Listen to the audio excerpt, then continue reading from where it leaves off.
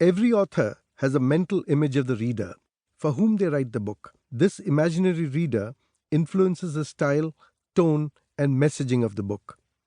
For me, my reader is not reading my book but listening to it. He or she is sitting in front of me and we are having a fireside chat.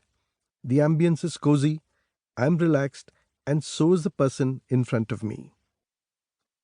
They have gone through life in the teens and 20s, and maybe the 30s or 40s.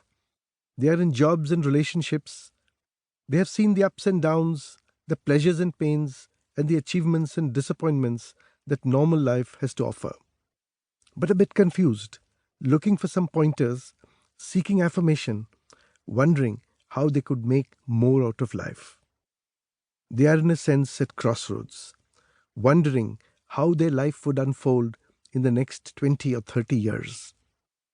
And in me, they see a friend just like them, but a bit older, wiser perhaps, not for any other reason than having been in the world longer.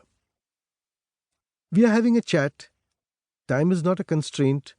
Perhaps we are having a glass of wine as we relax and enjoy the evening. The person I see is smart, eager, and full of potential. I'm talking to this imaginary reader. My narration is mostly conversational. I see potential before me, and I want to reach out and help that potential flower.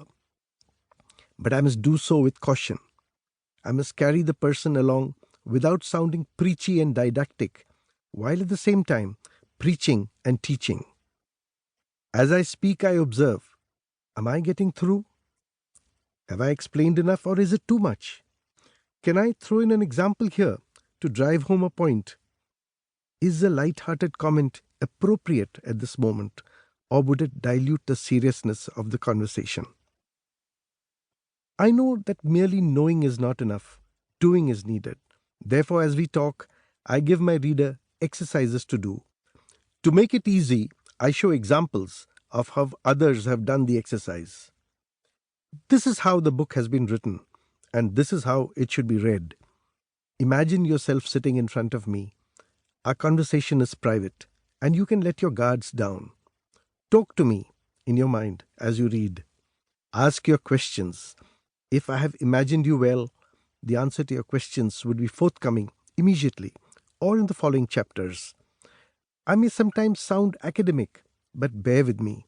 I will get to the point soon. I may sound repetitive at times, but trust me, this repetition is with intent. Sometimes repeating, summarizing, and once again saying the same thing in slightly different language is all part of the teaching process. Above all, enjoy the book. Go with its flow. Read the chapters as you wish, in the order which they are written or without any order. Read again. With each reading, the concept would get clearer.